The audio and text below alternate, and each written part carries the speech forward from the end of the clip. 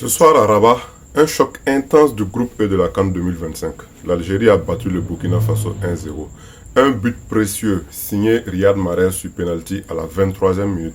Et pendant ce temps, dans un autre groupe, le Mozambique a signé une victoire historique 3-2 contre le Gabon pour reprendre un peu d'espoir dans sa propre poule. Ça n'a pas été simple. Mais voici ce qui s'est vraiment passé dans ce match Algérie-Burkina Faso. À la 23e minute, l'Algérie obtient un penalty après une faute sur Ryan Aït-Nouri.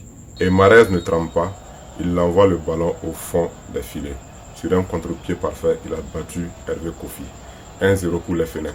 Tout au long de la première mi-temps, les Burkinabés poussent. Mais la défense algérienne reste solide. Coup dur côté étalon.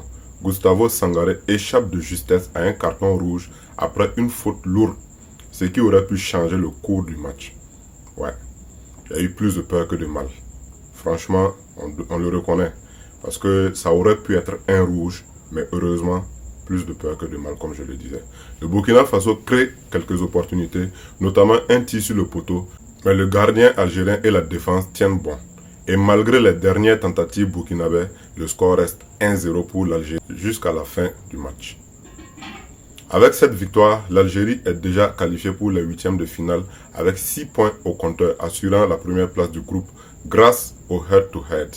La Guinée est éliminée, mais elle doit encore jouer contre l'Algérie dans la dernière journée. Un match sans enjeu qualificatif, mais avec encore de l'orgueil à défendre.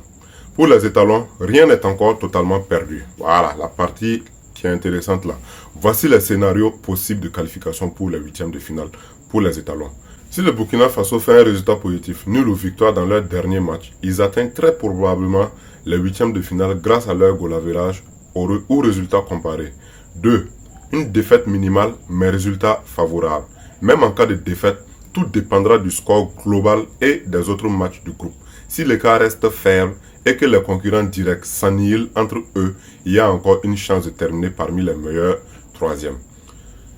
Troisième cas, la défaite large. Si le Burkina perd lourdement, ça pourrait compromettre leur qualification, même avec les bonnes performances précédentes.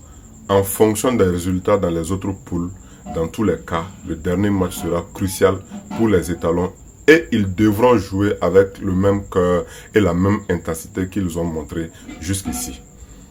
En fait, en français facile, on doit gagner ce match-là, coûte que coûte, contre le Soudan. Ce n'était pas un match spectaculaire en but, mais c'était un match tactique et physique. Les Burkinabés n'ont jamais lâché. Ils ont poussé jusqu'à la fin et ils ont frôlé l'égalisation à plusieurs reprises. Ça n'a juste pas fonctionné. Mais du côté algérien, Mahrez s'est encore montré clutch, prenant ses responsabilités quand ça comptait dans un match serré pour une qualification sécurisée pour les Fennecs et une bataille qui continue pour les étalons dans la dernière journée. Les étalons, vous avez entendu, hein? Le Soudan, là, c'est un match crucial. On doit gagner ça. Coûte que coûte. Voilà. Coûte que coûte.